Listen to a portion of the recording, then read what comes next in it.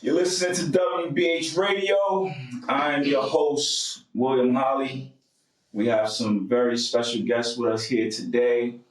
On July 9th, they made history. We got trainer Francisco Guzman Jr, aka Chico, and the man of the hour, the newly crowned WBO NABO Super Lightweight title holder, Cesar Rainman Francis. Welcome, gentlemen. What's up, Will? Well, what's good, baby? Appreciate you for having me, bro. I appreciate you being here.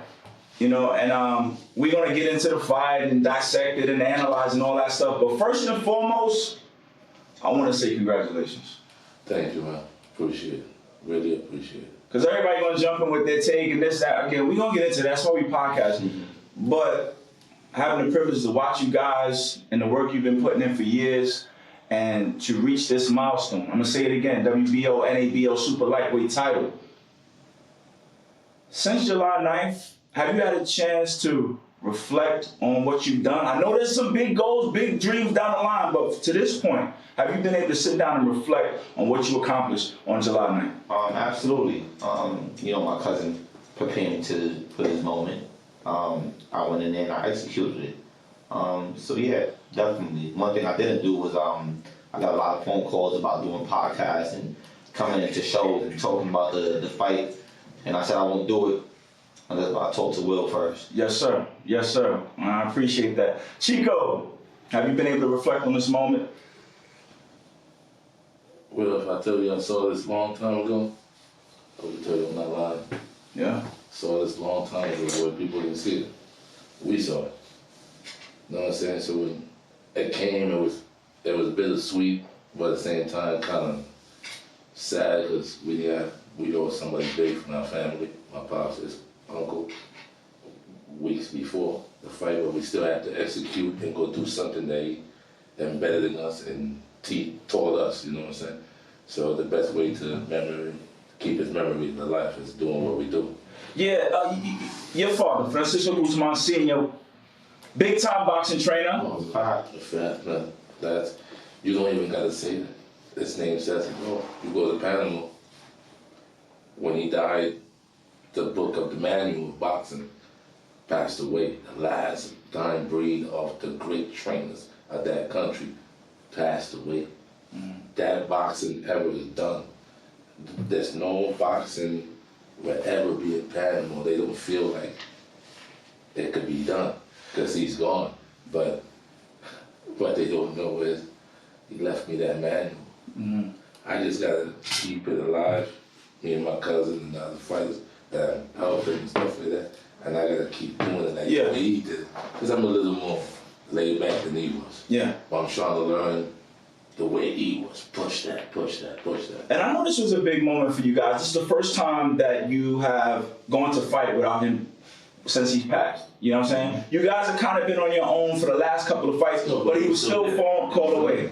This was different. And in fact, after you won the bout, Cesar, Chico, I was watching you closely, and there was a second you had to you took a seat on the ropes. You know what I'm saying? You got real emotional. What was going on at that moment? I couldn't call him to tell him, you know, thank you very much. Because at the end of the day, he's the one that embedded this shit on us. This boxing shit wasn't in me. I got around him. I fell in love with it. Because he was in love with it. And I saw why he saw it. Boxing comes naturally to us. This is what we do. We fighters. We come from the country from nothing. Look, we here. July 9th was special. We fought a guy that also no one ever gave him nothing in boxing. He earned his way there. He was world champion. Raymundo Beltran. Great person. God bless that guy. He's trying to open a gym in the state where he lives in Arizona. I mean, God bless him. If we could help him, we want to help him because he was a classy guy. Because this is boxing. You don't gotta talk shit to make a good fight. Let's agree. That was a good night of boxing. You saw two clean fighters doing their best to land the punches they want to land, to box they want to box. He didn't let C's box at time where he sees C's didn't let him get off at time. So it was a great night of boxing. Boxing didn't lose that night. Let's talk about that fight, Cesar. help me understand. There are times when it seems like your corner is barking out instructions. Like, yo, Cesar, shoot the jab, shoot the jab. But in the ring, it doesn't seem like you're executing. Like, what's going on there? Sometimes it's just tough on me, man. I come back to the corner, and they're like, yeah, we want you to do more. And I'm like, I just did more. Like, yeah, that was enough. I want more. And I'm like, all right, cool. So I go back in there and I just try to just work off what my cousin and my other trainer, Mitch, is telling me. Understand? Because at the end of the day, they probably see something I don't see. And at the same time, they also don't see something I see. Understand? Because you're in the ring, you're outside. It's two different visions. But you gotta respect and you gotta trust your corner. So if they're telling me to do something, I'm gonna go back in there. I'm gonna try to do it because they're definitely seeing something I don't see. But they just tough on me, man. They just want me to just be. They want me to be great. Yeah. I was great that night, but they just want me to just be better. Be great. Yeah, be greater. That's a juggling act because they're telling you stuff, but you as a fighter, you're seeing something different possibly, so you gotta balance that. Absolutely. You gotta do what you have to do as a fighter, what you see, and then you've gotta tell them like what your trainers are telling you too. So it makes a better fight. It makes you a better fighter at the end of the night. And like I said, I respect my cousin a lot, and he trusts me. If he thinks something's going wrong, he'll tell me, yo, something's going wrong. He wasn't telling me something was going wrong. He was only telling me to just do better at what I'm doing. Gotcha. And I agree. You know, boxing, like a guy like Cesar, he didn't have that much background in amateurs. To come in this fight as a boxing person, if you know boxing and you love boxing, Cesar was the guy that was being picked to win this fight. This fight was not a 50-50 fight. Not because Cesar is not a 50-50 fighter against Beltran, it's that because of Beltran's background and fights that he did, what he done, Cesar wasn't supposed to come up close to Beltran. While Cesar did what he did in the ring, and those legends telling you, and the commentating, if you watch the fight, telling you, yo, the young man, because in boxing he is young, the young man is controlling the veteran and making the veteran. The veteran in the back, in the locker room, tells his mother, oh, I couldn't hit him. That's good. You know what I'm saying? Cabrón, in Spanish, Cabrón no se le habla. They won't let me hit him. As a fan, as a friend of yours, I know that Cesar trusts Chico. I trust Chico too. So when I see you barking out instructions and it doesn't seem like he may be following, I get a little nervous. He's listening, right? But he has to process it in his own. Because he's that's what makes a good fighter. He can't go execute everything I say right away because he can get hit. He has to process why he's telling me that. Let me see when I do it. Boom. He might not use it when I said it. So it seems like, And this is why sometimes my partner, Mesh, my great mind in boxing, by telling that part. That's what you gotta understand. Because if you was in the ring, you'd have done the same thing he's doing. Right. If I'm telling you that, and then he would look like, oh, you're right. What was the game plan going into that fight? And specifically in those early rounds, 1 to 3, how are we doing as far as sticking to the game plan? I thought we stuck to it. He told me to keep my hands up. He had a great left hook. And I kept my hands up and I let my jab work behind every single punch that I threw. Well, I let my jab work and I threw every punch behind the jab was working. So most importantly was to get the jab out there. Don't just stick it out there, make sure you hit him with that jab. And that's exactly what I was doing in this fight. My last fight, I was actually just like tapping him with the jab to try and like keep him away. But this time I actually was like landing the jab. As you can see, I knocked him down with the jab. Understand? So. But I really know that he switched position again. Who did? Cesar. He switched the position when he was drawing because the switch position how like going like Southport. Nobody saw it. You see it? Mitch didn't see it until I'm so close. Mitch didn't see it until he watched the fight. I saw it from when he did it because we practiced those stuff. So once I saw Cesar move into a certain way, I already knew that he's gonna turn southpaw. Hold on, that's in the repertoire now? Yeah, it's always been. We knocked out the guy in Orlando was doing that. It's a bag of tricks. It's a bag of tricks, man. I just pick Pop Deuce taught us that, so he always used to teach us that. Yeah, he taught us that. the ability to not only box right, but in the middle of a fight, now you to do the left southpaw. Right. But don't show it. Cesar drew him to that. Cesar was moving. Cesar hit him with something. But when Cesar hit him with something, well, Beltran didn't see that when Cesar hit him, Cesar already switched. And when he was moving, Cesar said, done. And that's irrelevant. And he didn't see it coming. Wow. So that's just to show you that the work that we've been putting in, the work that my father, the foundation that he the late great Francisco Guzman, like they know him in Panama, he left us with a manual that, listen, and one of the things he always used to say to us, man, keep it simple. Keep it simple. Right. So walk me through the knockdown. You scored a knockdown in the 4th round. Walk me through that. So what happened is we trained for that. We worked on that. Taking your steps to the side. Don't really bounce too much. They're called silent steps, like my uncle taught me. He don't want you to make too much noise in the ring. Because if I make too much noise in the ring, then you know how I'm stepping, stuff like that. So you gotta be nice and silent. It's a smooth movement. I moved to the left. I made him follow me.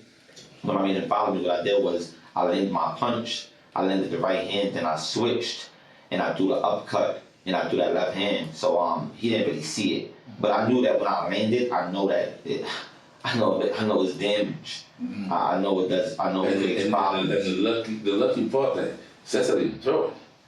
He just, because of the motion, he just let it go. Mm-hmm. And Cesar steps with it.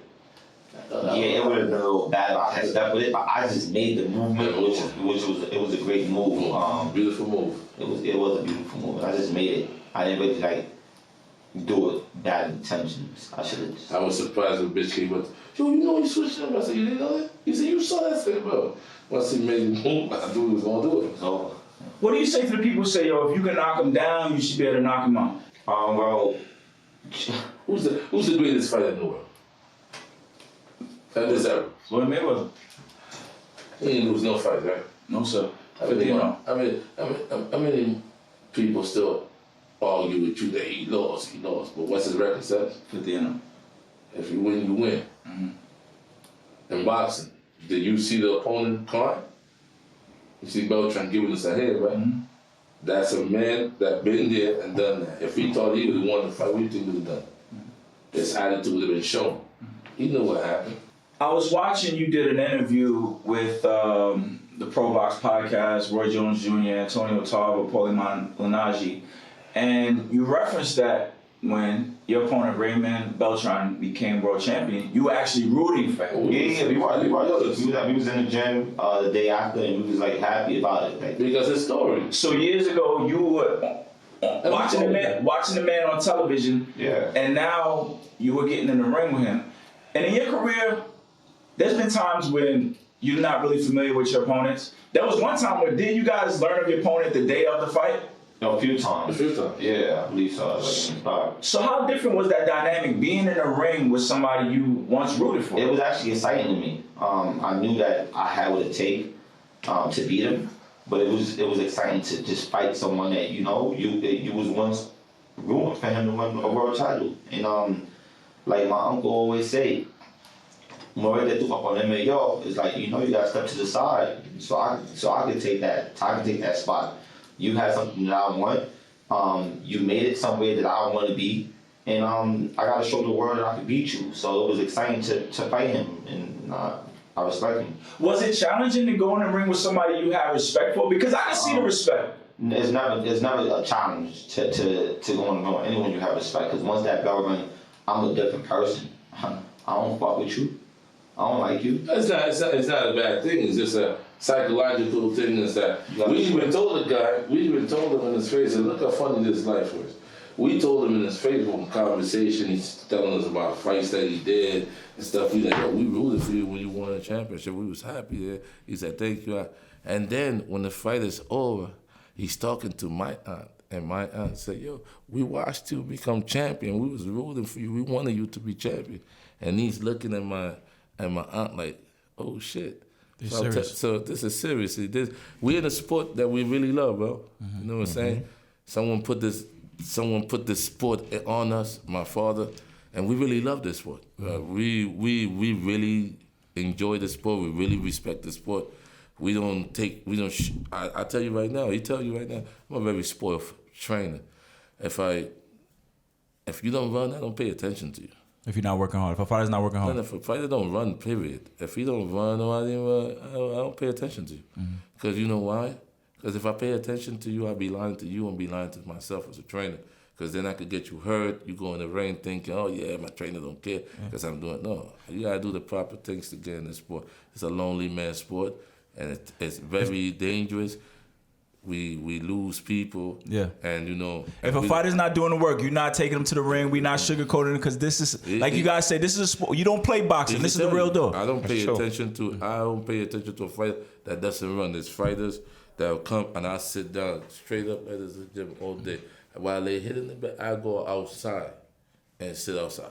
You know why? To let them know he's not gonna pay attention to you if you don't do the right thing in the sport. Yeah. The right thing in the sports have been done for hundreds of years. Who the hell are you to change them? Right. You only enhance them. If you change them, we're doing something wrong here. Cesar, tell me what it was like when your name was called. They raised your hand and they hand you that belt. We just knocked down other doors. It was another door that we knocked on and we knocked it down. Me and Chico, you gotta understand, so there was times when we was in the gym, right? Me and Chico would be there, we'll be training. My uncle would be there, we'll just all be working, and they'll be pushing me, come to the gym. And there was times when I'm like, man, for what? Right. For what? Ain't nobody paying attention to me. Like, we knocked on doors, they didn't knock them. They didn't open them for me. We called managers. We went to meet up with managers. Nobody gave us no opportunity. Oh, his age. Oh, he can't sell tickets. Oh man, yeah, I don't know, man. Like, I'm not sure if we could put you on a show. So we had to sit down and just watch everybody fight. Everybody used to just be fighting. We used to be like, yo, you know what? Chico say, yo, be patient. Because honestly, you're way more talented than all these fighters in here. Sorry. There was a time when there would be long stretches between fights. Well, you was there. Will. What was the longest time you guys had to sit down? 2 years. 2 years without a fight in this man's physical prime. And we heard to the grave, like, oh, she gonna do it this Saturday, they not gonna fight, they're too old, nobody wants them, nobody this, nobody that. But then, God's time is God's time. And you can't go against it. You say, he does everything perfect. We don't go against that. Me and Cesar sat down for 2 years. We heard everything. And loyalty said, bitch, huh? A lot of people don't understand that. Cesar, tell me about the most frustrating time during that stretch. You said, at the time when you didn't really want to go through the gym. There was no time. So what happened was, I just felt like we wasn't going to get nowhere. Understand? But I always had hope, though.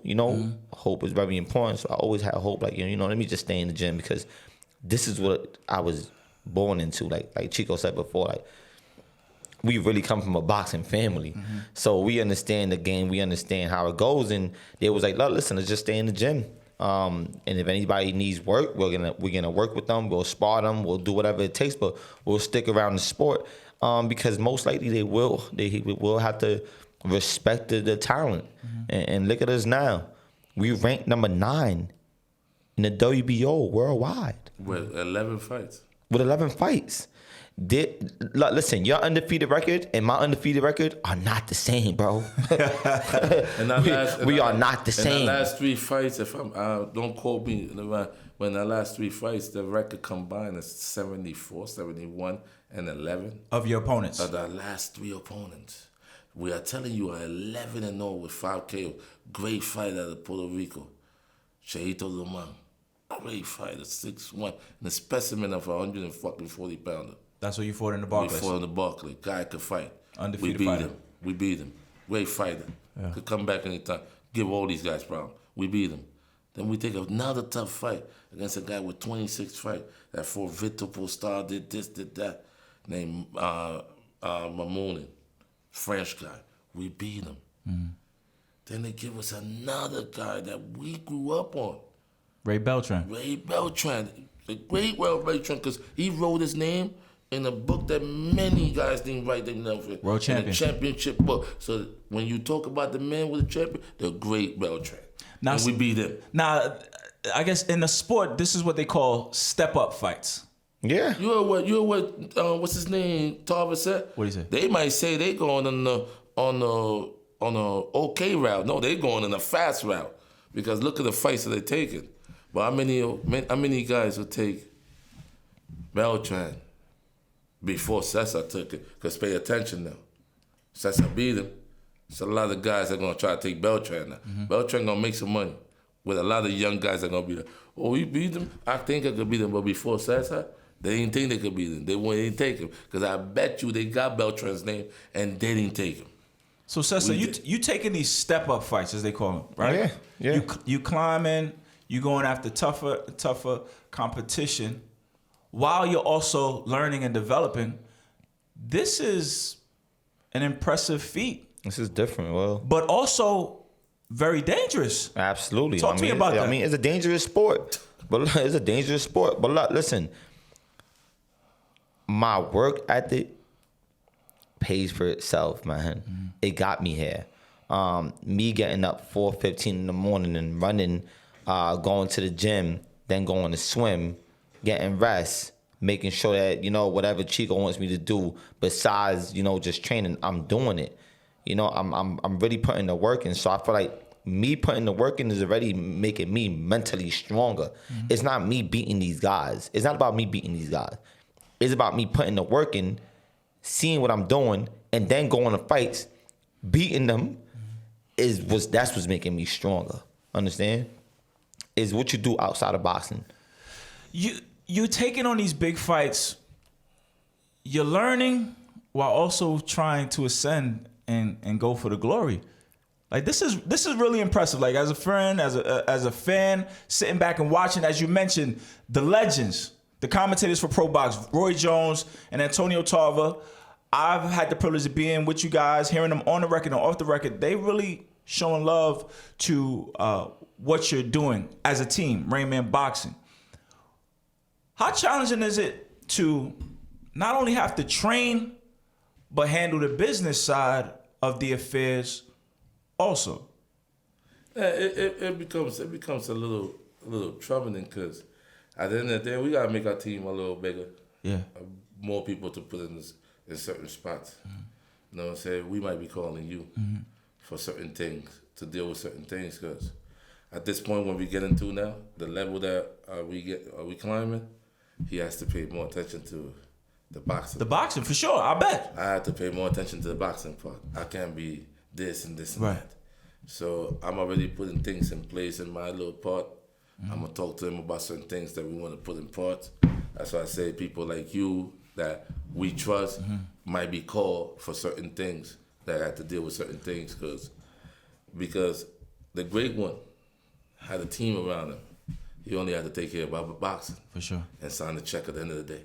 for sure. So he had this lady doing this, he had this person doing wherever, massage my back. Everybody had a job. For him to get to that level now, in this part of the boxing, this part coming, this is the part we gotta do now, business part. This is the transition to business part now. Absolutely. Now we gotta put this person here, we gotta put this person here. You worry about boxing. I worry about boxing. Cesar, what's the relationship with ProBox Promotions? Very well. Very well. They believed, like I said, when other guys was opening the doors and telling us that we couldn't sell, tickets, ProBox opened the doors and gave us the opportunity. So I appreciate them. Thank you, Chris. My boy Chris Glover back over at ProBox. He introduced me. He brought me there and we made it happen. My talent speaks for itself. He put the work in. Chico put the work in as a trainer. Mitch put the work in as a trainer, and we went to handle business. So we got a great relationship with ProBox Boxing Promotions. The last few fights were on the ProBox card. Again, I was down there at the facility in Florida. Things look amazing. You mentioned Chris Glover introduced you to the management at ProBox. If you want to be technical about it, Chris Glover was the one that put the priority behind everything. He was the one that believed. Once he saw C's, that's one thing I could say about the brother. Once he saw C's, he always said, oh man, this kid's special. So when he went over to ProBox, he put it in their face, yo, he's special. I guarantee it. They called us with the 11-0. We was ecstatic. What? Barclays Center? Our home? Yeah. What fight? Let's go. Let's do this. When we took the fight, Glover was laughing because they didn't believe that we was gonna take it. They thought we was gonna take something. Yeah. Give us that. Once they saw that, they like, oh no, this kid. And Glover was like, this is what I've been telling the whole time. With these step-up fights, walk me through the process you go through to determine if this is the right move for your career. Okay. Do you watch footage? Yeah, of course. Of course. You gotta watch footage. You gotta also think, is this fight okay for my career? Because there's fighters that Chico sometimes would say, nah, we ain't fighting him because there's no reason why we should move backwards. Nothing to gain. Understand? So as long as we're moving forward and we're taking good opponents, then okay, we'll fight them. But it has to be the right opponent. We're also thinkers too. We're businessmen. You got to strategize. You just can't be. The last 3 fights, you could say that we took stepper, but we all agreed on the fight. It wasn't just me alone. We sat down, and at the end of the day, when you have your partner, which is my fighter, which is my cousin, because you can't be a good trainer without the great dancer. Yeah. And he's the good fighter. That's why I don't like doing interview, because at the end of the day, I come up with a game plan. We practice it. We train. Well, he's the one that has to get up in the morning, eat the right way, do that. What you gonna interview me for? You interview me. I came in because you my friend. I don't like doing it because I'm telling you the truth. What? I'm a great trainer because the fighter's winning. Yeah. And the fighter's doing this thing. I don't want to take all the for what. I told the guy in my Orlando, I said, yo, coach, can I get an interview with you? I said, you interview C's? He said, yes, I did. In front of my wife. I said, yeah. I said, what you want to interview me for? And he's like, yo, that's the first time coach ever tell me. I said, what did I do? Yeah. And he was like, oh, were you training? I said, well, you was there? You didn't see that? That's it. That's his part. Once he says our name and say thank yous to his team and everything, and when that looks good on us because, those are the trainers of Rainman Francis. I don't need no more. We referenced already that you guys are cousins. Yeah. But it's probably a little deeper than that. It's way brothers. Deeper. It's way deeper. Oh yeah, that's a that. fact. That's a fact. Way deeper than My that. boy. Chico, you the older cousin. Tell me about your earliest memories. If you watch every video that says I fought, every picture that says I took while he was fighting amateur, you'll see me there. I've always been there. I seen this a long time ago. Your mothers or sisters? Yes. And I'm talking about close, tight, net family, bro. You seen it, Will. You see how we are. We argue like that's my brother. As family, I could argue with it. But there's certain things that we won't overstep. I won't disrespect him. He won't disrespect me. Because at the end of the day, because I'm old, I can't still disrespect. Some respect here. So the loyalty is a thing that is not created. Right. It's a thing that it's just a thing that happens. And we've been loyal to each other. I don't know. Yo, listen, man, boxing is fun to us because we've been doing it for so long together that boxing is fun, bro. Now tell me about it, Cesar. You talk about, your career was stalled at one point. You guys had to sit down, right? The money wasn't flowing. Like, you guys lived together at a certain point. Like, tell me about those stretches, like them tough days, man. Yeah, it was tough. There was times when, like years ago, we didn't even have like no crib to live in, and Chico was like, "Well, I got a room, and y'all gonna live with me." How many people was in there? It was like 3 of us in that room. Yeah, it was like 3 of us. I don't. Count. The fuck. That. Yeah, it was we live good. Yeah, honestly, dinners became better. It was cool. I'm not gonna lie. It was that they definitely fed me every single day. Dinners became better because now I have my aunt there. Yeah. So it's like her cooking, my mother cooking is different from Yeah. mine. So I would it would be a thing that I didn't have to say it. Every day I came over with some type of bacalao on Friday or Saturday in the morning, 2, 3 o'clock in the morning. Chico, you hungry? Hell yeah. Yeah, my mother cooked for us, you know what I'm saying? But it was still a struggle because at the end of the day, that's not where I wanted to be at. Yeah, you know what I'm saying? So I had to get up, and it actually made me work harder. Look where I live at. Look where I live at now. Look, mom, T.S. You know? good. My mom good. Chico good. Great, I'm overseeing the water in Jersey.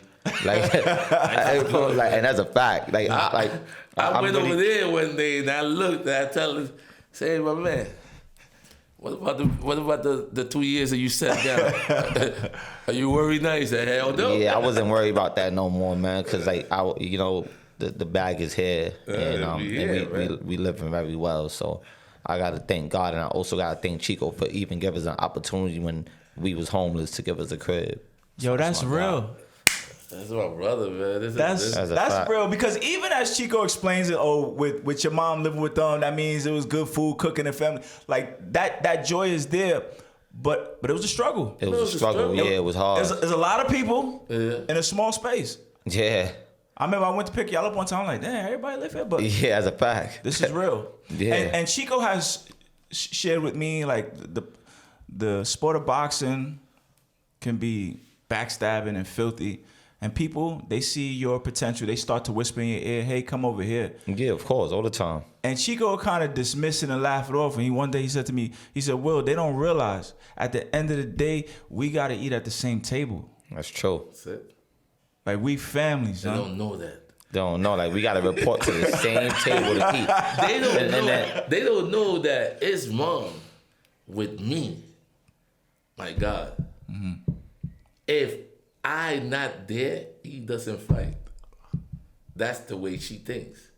Let's say, God forbid, I broke a toe and I can't go to the gym, and he has a fight coming, she would tell him, you have to change the fight into a Chico, because she feels comfortable because her nephew is there next to her son.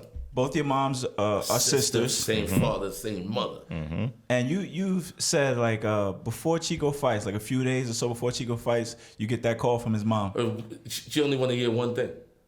Chico, hey, Chico, what you doing? Everything good? Everything good? We ready? I said, Tia. And I always answer the same thing.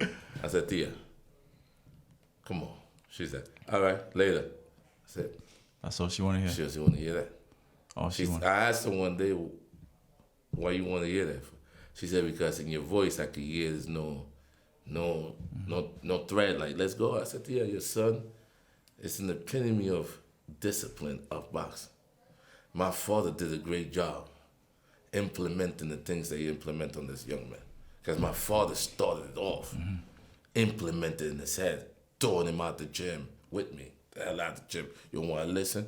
This is a tough game. My father never sugarcoat nothing to it. Yeah, I got kicked out the gym a few times. A few times. So he don't sugarcoat nothing. Right, there was a lot of things that I was doing that they wasn't liking from the start. Like, not running sometimes. Just coming to the gym, doing whatever I wanted to do.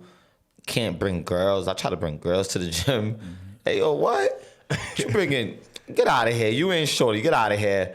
Get out the gym. Come back when she's not around. So there was a lot of things that I learned within the boxing game, in the boxing business, and I respected my uncle. How'd you feel when you got kicked out, bro? I'm like, yo, we gotta go. Like, she's like, yo, where we gonna go now? I'm like, I don't know. He got kicked out one time by me, and my father had to be said that. I said, yo, come on, you wanna listen? Get off the ring. Took off, man. Get the out of here. So he left for almost like 3 weeks.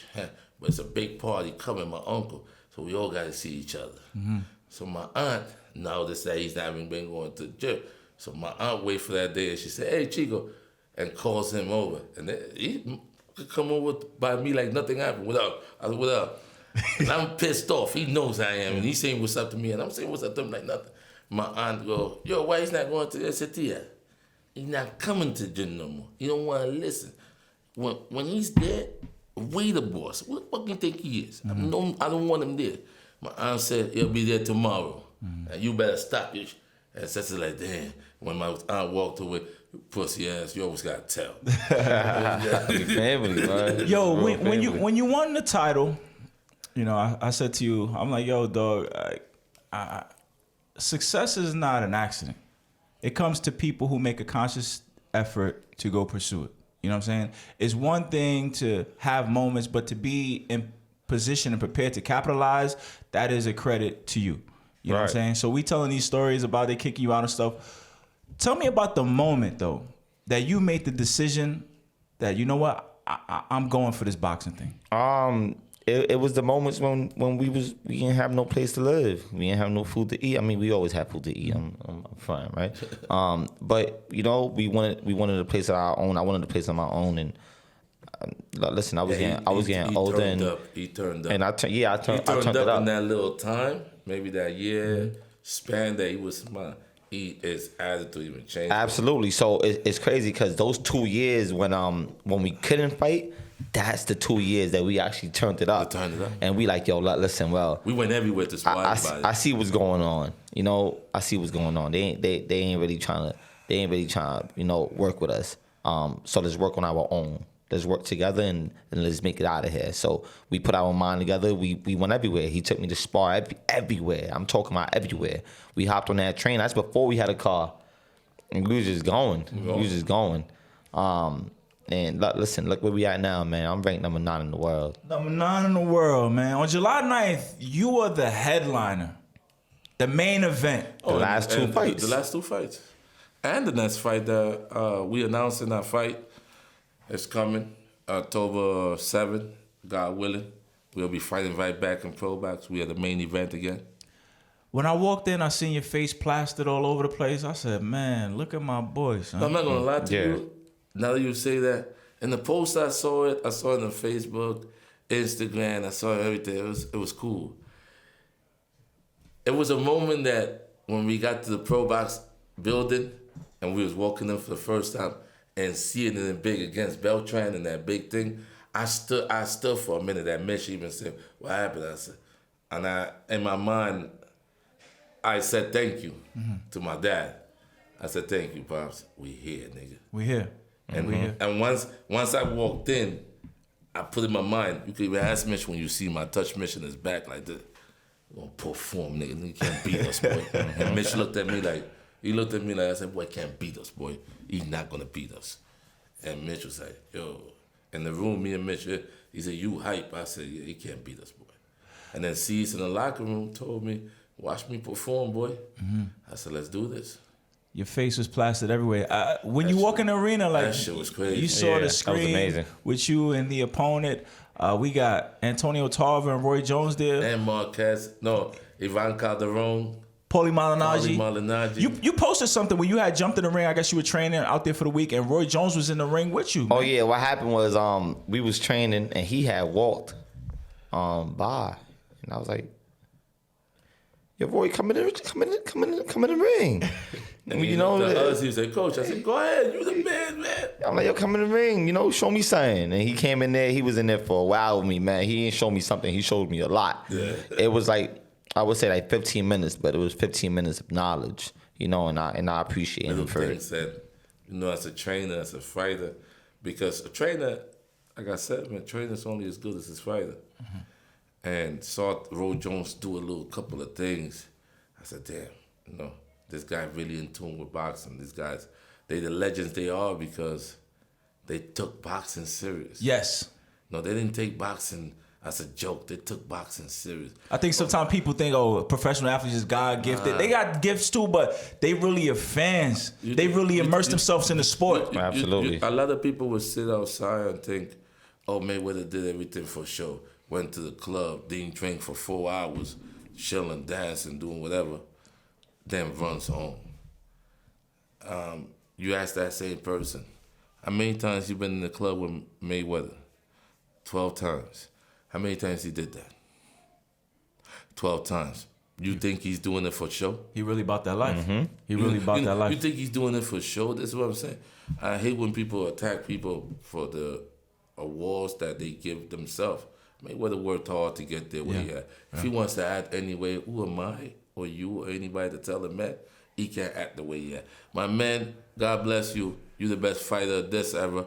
You changed the game for fighters to get paid what they deserve and what they think they deserve. Thank you for that. You change the game where a fighter could be its own promoter at a certain point, Right. and make its own money and call its own destiny. Yeah. Thank you for that. So if we can't give him things and we can attack him with all the bad things, man, don't even say nothing about the man then. Yeah. If we can't give him his flowers, let's give him his flowers now. That's the man. When Cesar weighed in, Antonio Tarver was there. He saw Cesar weigh in and Ray Beltran. He had his phone up like a fan. He like, yo, we got to fight. Yeah, that was cool. I was excited for you to watch a former champion get excited about the prospect of you getting up there to fight. What would you say is the best maybe advice you received from those greats? Paulie Malignaggi, Antonio Tarver, Roy Jones? Respect the sport, but don't depend on it. Message? Yeah. What's that mean to you? That was big. That was big, man. Understand that you have to respect the sport. Do what you have to do to feed the family. But don't depend on it, because they'll turn their back on you quick. Wow. Understand? So that was that. Man, I'm gonna take that to the. I'm gonna take that to the end of my career, man. Like real, that was real, man. Respect the sport, but don't ever depend on it. Yeah. Let's talk about that respect. The camp. You always talk about the preparation. You had a knockdown a few years ago, 40 seconds. But you said, "Will, it ain't about them 40 seconds. It's about that 8 week of camp." Absolutely. Talk And to me. that's what they don't see. Waking up in the morning, eating the correct way, being around a specific crowd. You gotta be around great energy, man. Like, you're about to fight. This ain't no game. So you got to get up. You got to put that work in. You got to go. You have to go swim. You have to go. Do your strength and conditioning. You put that work in the gym with Chico and Mitch for 2-3 hours. Just picking each other's brains, trying to be great. It's tough. It's hard. But listen, this is exactly why every single time they raise my hand, I smile at the camera, because I'm like, shh, I did it. man, y'all don't know. Walk me through a day. A training day. You waking up in the morning, 4:15. You're running 1 hour. If you run more, you run more. You come back home, sleep for a little bit. You wake up at 7, 8, try to eat a little breakfast. 12, you're in the gym. You put in that work in. Sometimes you'll go back to the gym at 5, but in between that, you gotta go swim at around 2 in Jersey. I come back to the gym if they need me to. I do my sprints if they need me to. And then I'm going back home to just rest. Just do it again. Then the next day is usually always sparring. The lonely man sport. And there's been times in camp when you've actually been working in another gig. Yeah, like work. So I have a running group. So I'm also taking a whole bunch of group people to just run, do what I love to do. I started that years ago, so I'm still doing it to this day. This the grind. Yeah, I'm grinding. This is the grind. I'm grinding. What's the diet like? Are you a vegetarian? Pescatarian. Pescatarian. Right. So no meat, no chicken. Understand? No beef, none of that. Definitely no pork. I don't even understand how. Because I'm Panamanian. We was raised around pork. Yeah, we was raised eating pork. Sauce and all that. And good sauce, stuff. man. Damn, I can't eat sauce no more. But yeah, I just don't put none of that stuff into my body no more. So I'm just I put it like this, man. We gonna eat right until this career is over, and then when the career is over, we're gonna live. I eat some sauce. You have Then we your live fun. life. But we're going to make weight. Chico pointed out, that's on the fighter. Absolutely, yeah. How do you know what to put in, how much to put in? Because you seem to make weight effortlessly, and this is without a chef, a nutritionist. How do you know how to put that together? Because I'm a runner. Okay.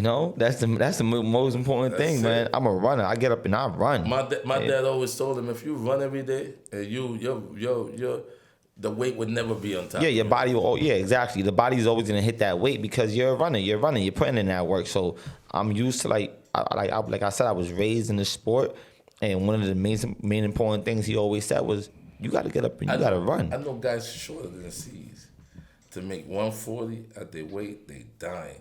They won't even talk to you. They're like this, huh? And then you see him at 140, smiling, laughing, walking around. Well, you was there. I don't gotta tell you nothing. You was right there. And we go to eat. He's laughing. And I say, why? Because, like we said, we've been spoiled. We had someone that taught us the game the proper way. There's no cutting No corners. shortcuts. No shortcuts. There's no shortcuts. You niggas do shortcuts, you getting beat up, you're gonna lose. To win, you have to win in the gym. You have to win in preparation. You have to win in the dedication of you do your craft. And we told C's, eat good. Just make sure you run and train good too. C's went to this fight eating doubles. Eating with no problem. Vegetarian food twice in the same place. And me and Mitch will be like, yo, relax, he's good. Because he knows his body. He knows he's going to be there. The night before, we was at a weight that people was like, oh, you 140, right? And we looking at them like, yeah. But they looking at us like, wait a minute. But you know it's 140, right? We like, yo, relax. He'll be all right. And what happened? We came the next day. Did you see us going like this? No. Cesar was quiet because we professional at this. We've been prepared for this thing. I just saw it a long time ago. I came home after the fight. I sit down in my room. I'm chilling, doing what I do. And I laugh at one point. Then my wife said, "What you laughing?" I said, "I saw this. I saw this moment already." Cesar, do you watch a replay of your fight afterwards? Sometimes. Sometimes. I definitely go back and I just watch what I could have done a lot better. And every single fight, I get pissed off. Like, why did I do that? I could have did this. I could have do.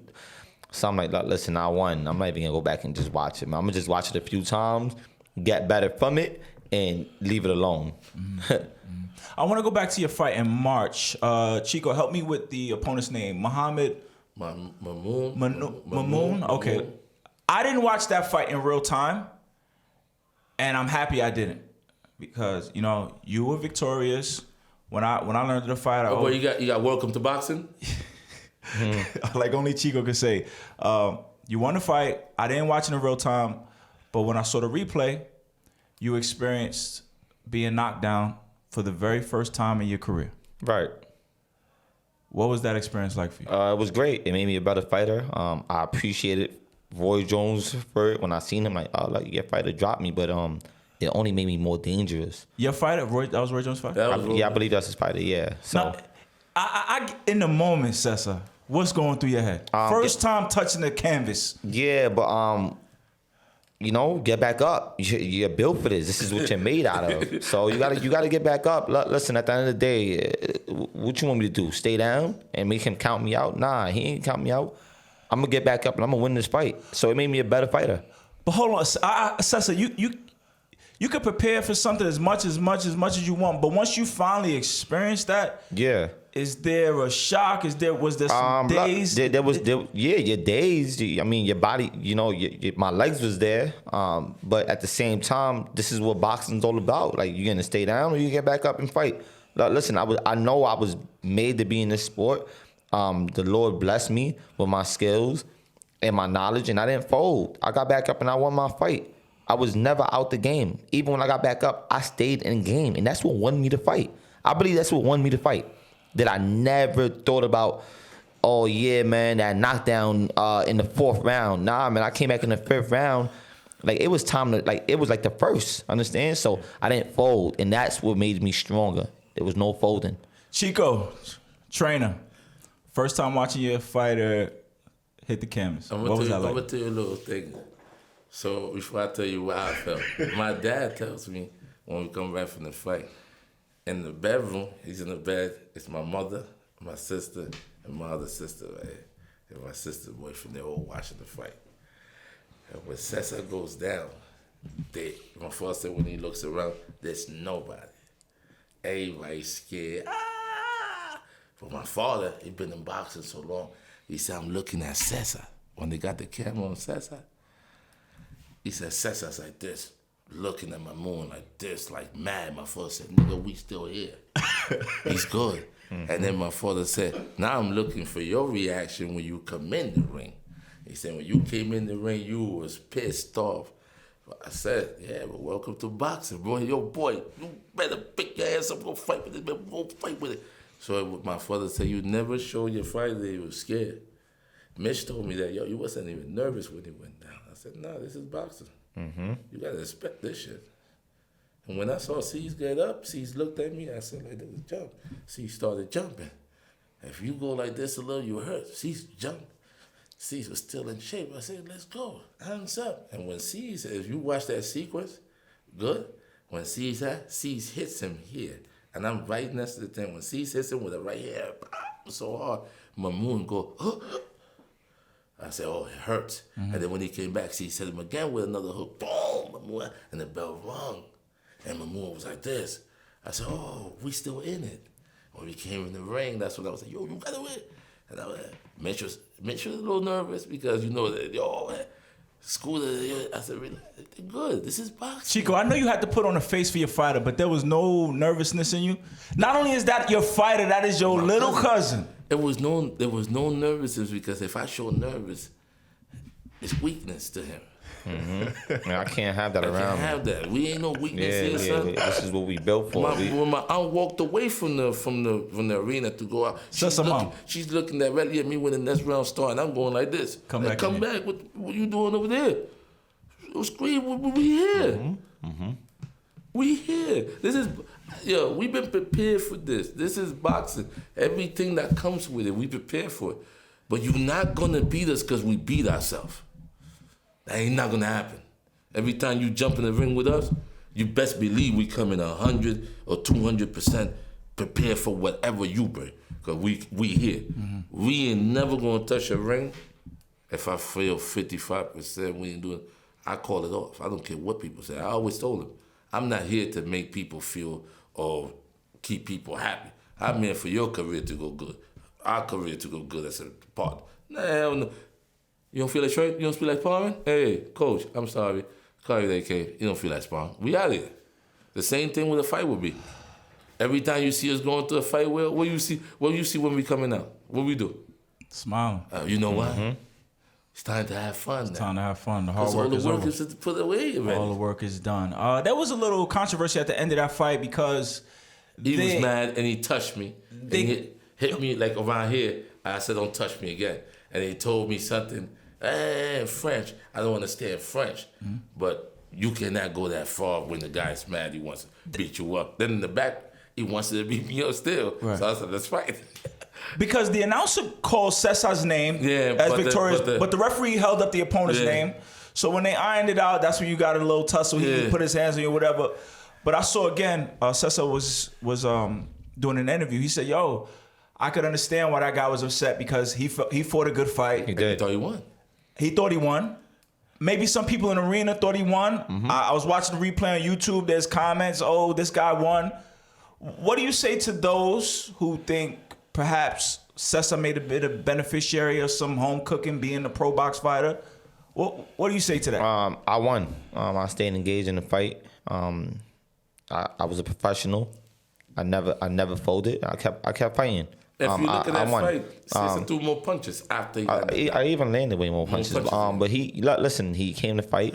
He fought a good fight. He's a competitor. He's supposed to feel that way. I dropped him. He dropped me, and it was a great fight, man. So I took my hat to him. I wish him luck in whatever he has coming up next. We ain't no haters, bro. I think the reason we most blessed too because we don't hate, man. We congratulate everybody that's doing their thing. We wish y'all the best, but I guarantee you, half of them not happy with the success that we have because they feel like they should be there or why he's doing that. They don't know, man. Behind closed doors, we put that work in that is needed to get to where we at right now. And God blesses those that work. It says it in the Bible. Help yourself, I will help you. We referenced it a few times. I was looking at BoxRec earlier. Cesar is ranked number 11 in the country. 13 now. And number 23 in the world in his weight class. In his weight class. And number 9 in the WBO organization, meaning he's nine stops away from fighting a world championship. What do those rankings mean to you, Cesar Francis, the fighter? It means a lot. And, I get recognized for all my hard work and dedication. So it means a lot to me. There's a lot more that has to be done. We're gonna keep working. We're not gonna let our foot off the gas, and we're gonna keep going. We want that number 1 spot. We want that world championship spot, and we're gonna do what it takes to get there. So it means a lot to me. I appreciate everyone that's been supporting me, been behind me. All my fans that come out to Florida, or around the country when I'm fighting. I appreciate every single one of you guys, man. And we'll just keep going. That's all. Just keep going. There's no stopping, Will. Recently, I saw you posted on social media. You were in LA. Yeah, man. Shout out to my guy Gerb. Shout out to my guy Leo. I was out there with Drop TV and Truffles. We're doing something big. Something big is coming, man. We're gonna do a Web3. We're gonna change the game of boxing. You're gonna do a what? A what? Web3. So it's more about like the metaverse. We gonna lay the blueprint out real soon. You'll be able to see that. I might just have you be a part of it too, man. Sounds good. And did you get to meet Ryan Garcia? I did. I was at a hotel and he was coming out. I was coming out. I told him congratulations on his fight last Saturday. He told me congratulations on beating Beltran. It was great. It was we're the same weight class, and you just never know, man. Mm-hmm. You just never know. But he's a great guy, great energy. He was going his way. I was going my way. Chico, put on a manager hat. Your fighter's ranked number 11 in the country, 22 in the world, 9 in WBO. What does that mean to a boxing manager? Now the next move's got to be strategized. The next moves the next 2-3 fights has to be strategized the right way. We just can't go with with balls to fight. You know what I'm saying? We gotta be smart now. Because like I said, now it's the business part. Now it's the part that we put everybody in place around him. I need to be around him. And we need to do the work in the gym, pick the right fights. We never been people to pick fights. And from our pro debut, maybe those are pro debuts and stuff like that. But if you notice, our fighters, Cesar never fought a fighter, but that one guy that he was 2-5, and that was because that was last minute. The other guys didn't want to take the fight. Undefeated guys didn't want to take the fight. But you're taking on tough opponents. We've been taking on tough opponents. That's why he's with 11 fights. He's ranked so high in the WBO. He has an NABO title, WBO title, North American, right? And then he's number 23 in the world with 11 fights. Then he's number 13 in America. Do you know how many 140s are in America? Let's be for real. Let's talk a little business. Hold on. So you're fighting on ProBox cards, right? Mm-hmm. Does that mean you're exclusive? Does that mean that PBC can't swoop in, Mayweather can't? No, this business. You see, Gary Jonas is a businessman, and he's a great promoter. He knows that it's the time to put us in certain spots to fight with. That's our banner. Our banner is ProBox. So we go fight in PBC with the banner of ProBox, representing ProBox. But it's the price is right, it's the things are right, it's the moves are right. Those times gonna come. Our promoters it's not a objective to work with other people. Our promoters work with whoever. Now you guys are experiencing the sport again because of Francisco Guzman, your dad, your uncle. Yeah. You've sat back and said, you know what? Perhaps that deal isn't good for us. Perhaps this deal doesn't work for us. Oh yeah, all the time. Oh, all the time. We did. We passed out on a couple of deals where we could have been right here in New York fighting. I was listening to an interview with Jerron Boost Collins. He recently signed kind of a deal with Showtime, but he can still fight on PBC. And I'm looking at the sport. You got these promoters. Sometimes it doesn't benefit them to put an independent fighter like you on their card, because why would I build this promotion and let an independent fighter come in, grab the bag, and then go out their way? Mm-hmm. Yeah, so, he'd rather feed the people that's within his promotion. So But you can't close your mind as a promoter. Because if I'm a promoter and you're independent, but you have a great product that you could sell at my TV or in my promotion. The thing is, I don't got to sign you, but let's put a deal that you could fight in all my shows. But when the big fight come, I could be your promoter for that one fight. Okay. Meaning I get some money too with you. Because that's what I was going to ask. Are you guys afraid of being, I guess, kind of boxed out, blackballed because perhaps you don't want to get down in deals that are not favorable to you? No, because we never made it like we didn't want to sign with certain people. We heard about it. We did our own homework. We did that, and when we did our own homework, we just never answered to the people that. It's like you would have came to tell me, or Chico, someone want you to come train in Jersey as a trainer, 2 fighters. Mm-hmm. But the 2 fighters are these 2 guys. Will told me. Will's my friend. Will heard about it. So once I hear, I know who I could go tell. I could train him. I do the job. But Will told me I did my own homework. I just don't never answer. So the person never there. I know Chico heard by now. He didn't come because it's not favorable for not all money is good money, man. Right. You know what I'm saying? My cousin in a situation where the promotion is good. They work with him. If he wants to fight in November instead of October, they'll work with him. Okay, so that's out there because they are in the business of making champion.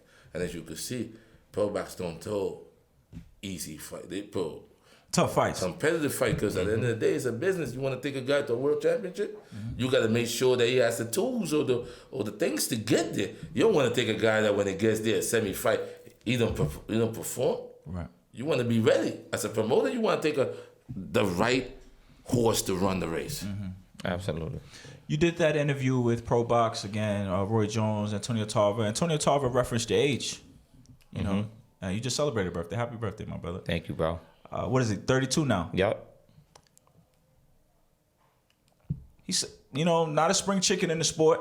How much does that play into your mind when you guys make these decisions? When you take these step up fights, do you feel pressure of like the hourglass kind of maybe running out? Nah, we don't put pressure at all. You got to understand that was one of the stuff that they try to close behind. They try to close doors behind it. Because of the age? Yeah, because of the age and experiences and ticket sales, and it was all this stuff that they threw at us, and we just listen. We overcame all those obstacles, and look at us now. So I'm just ready. I'm just ready to take on whoever.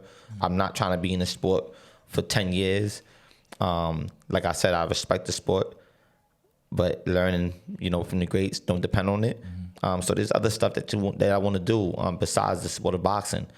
So we're here to become world champions, put our name in stone, and move on. So it's not really about the age. It's just about executing all the obstacles that's in front of me.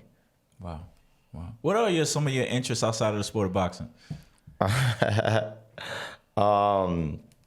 As far as what I want to do, what I'm looking at. Whatever, man. I like, I guess, physical training. You're a businessman in this city, though. I am. Talk to us. I don't even know we could be talking about these things like that. That's all right. I'm exposed too much. Yeah, but we definitely get to the bag, Will. You know it. All right. Yeah, we know it. I like cooking, man. I think I told him I'm gonna have other things outside boxing that I want to do. Gotcha. Yeah, so there's a lot of stuff that we're building. Shout out to Elite Williamsburg. Yeah. They've been with us, from the start.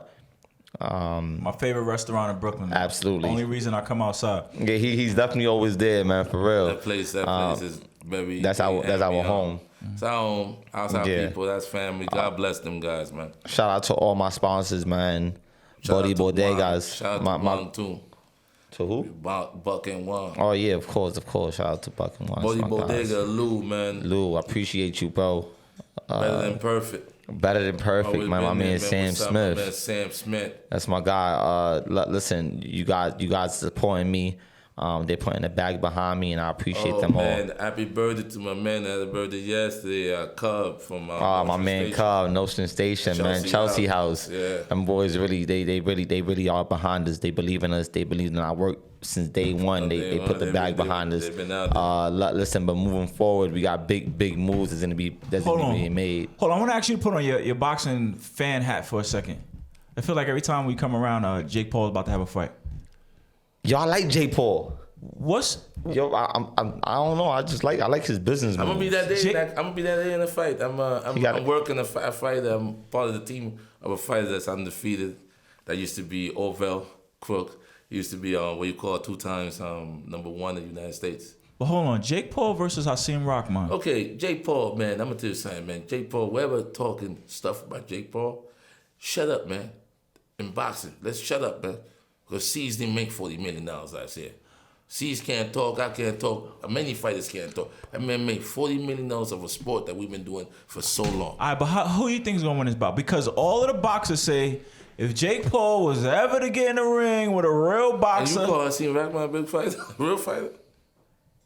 He hasn't been training in the sport. He doesn't have 12 professional fights. He's not has. the son of a former heavyweight champion. He is. I respect it. I don't care what he is. I'm letting you know right now. I think he's a fighter. You think we got a real fight on our hands? I think he's a fighter, bro. How much credence should we put into the stories we hear about the sparring? I'm not saying the guy is trash. I'm not saying the thing is bad. They used to spar with each other and stuff like that. Right? Oh, for real? They used to spar each other. This is what I'm hearing. Oh, that's the reason why they fighting. Don't quote me because if I spar you before, Right. and I'm going in with a fighter, there's many fighters. You're going to pick the same guy that you sparred before. Is the reason you picking the same guy you sparred before? Because you think you can handle him. But hold on. Business. As a sparring partner, you got certain responsibilities. So even if he beat him up in sparring, Oh, you talking about the sparring partner got to hold back? yeah, isn't that true? In certain cases. I don't know. Not in man. our cases. Not in my case. In my case, I'm trying to tell I'm the trying. fighter to go after him because you want to make your fighter better. Maybe in those cases because it's Jake Paul. But what I'm saying is, let's be for real. Rockman, if Rockman wins, hey, praise to Rockman. Right. Cool, go ahead, do your thing, my brother.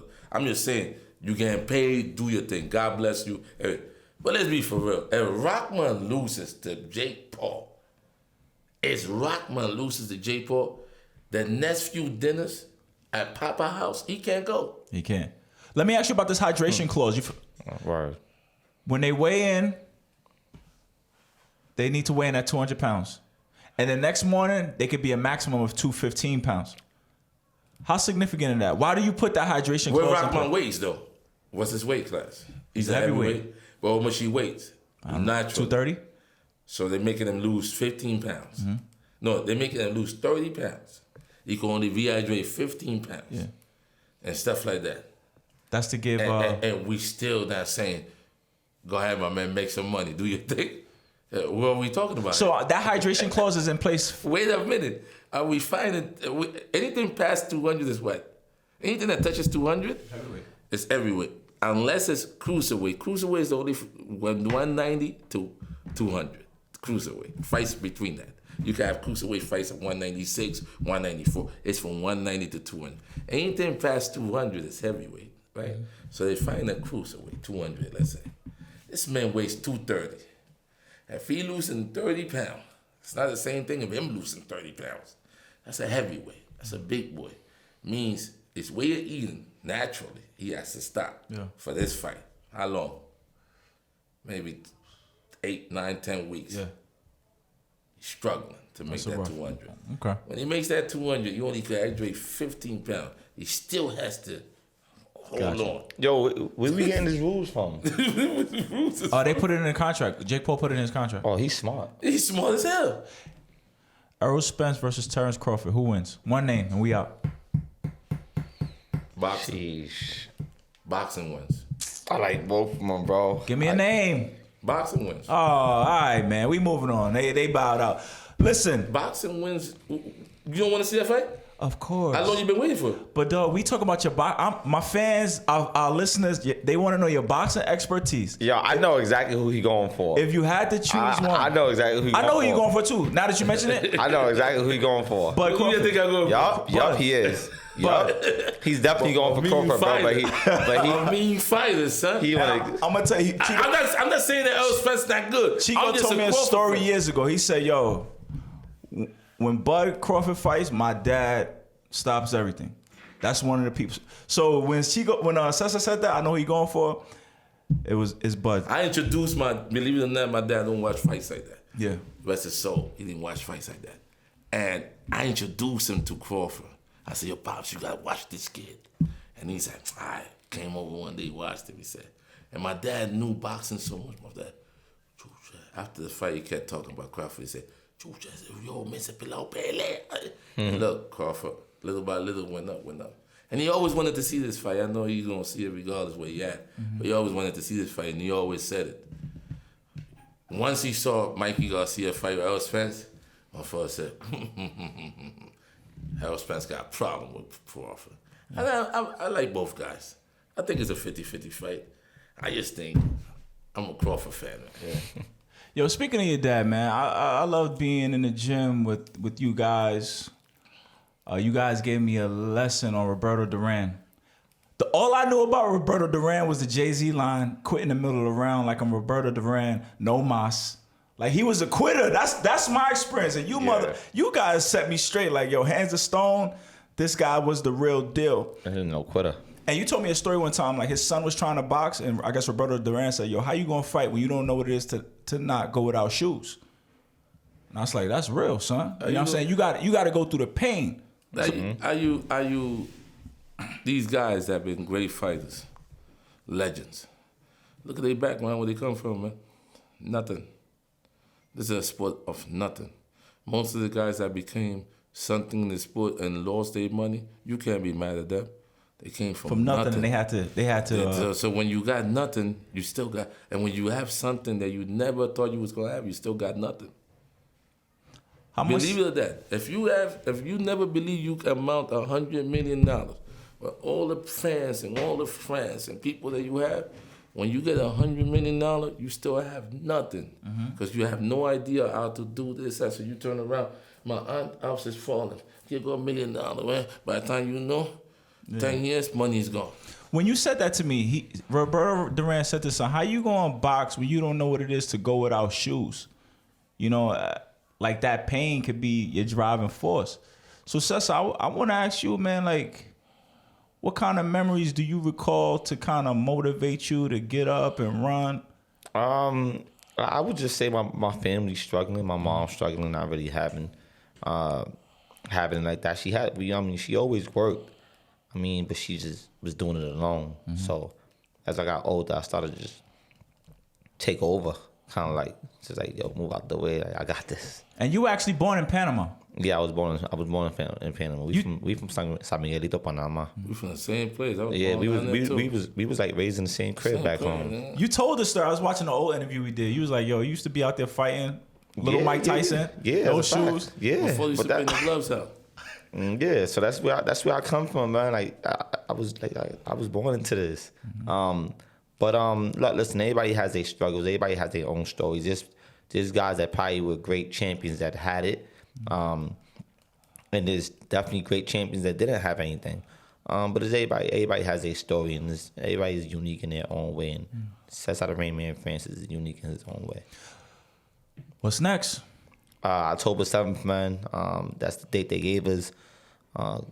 We can go back in there and perform. Whoever they put in front of me is gonna be a great night of boxing.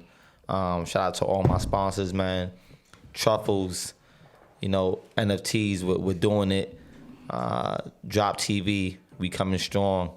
Elite Williamsburg, we coming strong. I want to give a shout out to my brother, Pretty Pablo, fighting September 23rd in the Prudential Center. Pablo Valdez. That's my guy. My guy right there. You know, Pablo bought me a car. What? Yeah, because he saw Cesar. Yeah, I used to take the train. I used to always take the train, and I couldn't get to places, and he was like, yo, I'm gonna buy you a car. This is a few years ago. He's like, I'm gonna buy you a car. Pablo always believed on us. Pablo, man. That's something Pablo I never told no one. Yeah, that's why Will was like, what? Yeah, bro. Yeah. I know Pablo paid for dinner on July 8th when we broke fast. Yeah, he Salute did, to man. Pablo, man. No, big supporter. Pablo, big supporter, his family, his mom, family. When my dad passed away, they was there for me. My man Carlos, his brother, Chris, all of them. His father, everybody's good, man. Now, my other boy is fighting July 30 in the Barclays Center. Sugar boy. Listen. If you guys had a magic wand or a genie to grant 3 wishes, like, how would you map out the next steps? I know you said October 7th. October 7th. But, like, what would the next year, 18 months, 2 years look like? If I had a genie and I could do anything back the first day I've been back, you know what? Of course. Rest in But peace to God. Rest in peace. That's certain things that you can't. But the next thing I wouldn't grant it. I wouldn't grant no wishes. You right where you want to be. I'm right where I want to be. God put us where we want to be. We let God work. Building businesses. That's it. That's very important to me because, like I said before, respect the sport, but don't depend on the sport. That's it. So I'm building businesses, as I'm doing right now. I'm making powerful moves. Power moves he don't want to share right now, but power moves still. Power moves that we are doing, man, is gonna be incredible story. at the end of my career, and after that too. But you know, making sure that my kids is fed, and winning championships, man. That's my magic wand right there. There you go. There you go. Well, I want to say thank you for pulling up. I want to say that I'm very proud of you guys, son. Thank you, Thank you Will. very much, Will. I know how hard this run has been. I said on one of my other videos that I'm truly motivated by the work both of you have done. You know, and I appreciate you guys letting me to be on this ride and have a front row I appreciate seat. you for being there, bro. You know what I'm saying? That's another thing before we go. There's a lot of people that don't get the shout outs because they behind closed doors. But we fought in Orlando. We fought in South Carolina. We fought in Tampa. And there's people that don't get no money back from us. But they buy their flights and go support my cousin all the time. That's a fact. I want to give a shout out to Ludo. That's true. I want to give a shout out to Professor. It's too much people, bro. You can't be naming. It's too much people to name, bro. You know how many people fly out? Yo, son. Shout out to Honduras, all you guys that come out, Titi, yo, man, Tiff, Johnny. All these people really fly out, man. I have friends. Look, listen, the truth is, I have friends that I've been around with for years, man. They've been around me for years and don't support my fights. I have friends that I say what up to this day, never seen me fight before. Understand? So, me having these people that I just met a few years ago go all around the country and watch me fight, I appreciate you guys, man, for real. So, listen, at the end of the day, I see what you guys are doing, and I can't repay everyone, right. But listen, I told them the day they give us 30, 50, 40 tickets. Yeah. I know who's getting the tickets Absolutely. first. I seen them there all the time. Absolutely. So, excuse me, you can't get no ticket, but they can. Well, use that as content too, because I need a lot of people to see that and respect what I just said, man. Listen, like I said, there's people that I know for years that have not come watch me fight, have not supported my career, and I just met a few people a few years ago. I'm talking about 2-3 years ago that go all around the country and watch me fight, man. Use that as content and use that as a damn like so. They get their mind together. That's the WBO NABO super lightweight title holder. He's spoken, man. Appreciate Chico. Yo, Will, it's always a pleasure. Cesar Francis. You guys are the best, man. William Holley is WBH Radio. We out. No Peace. doubt.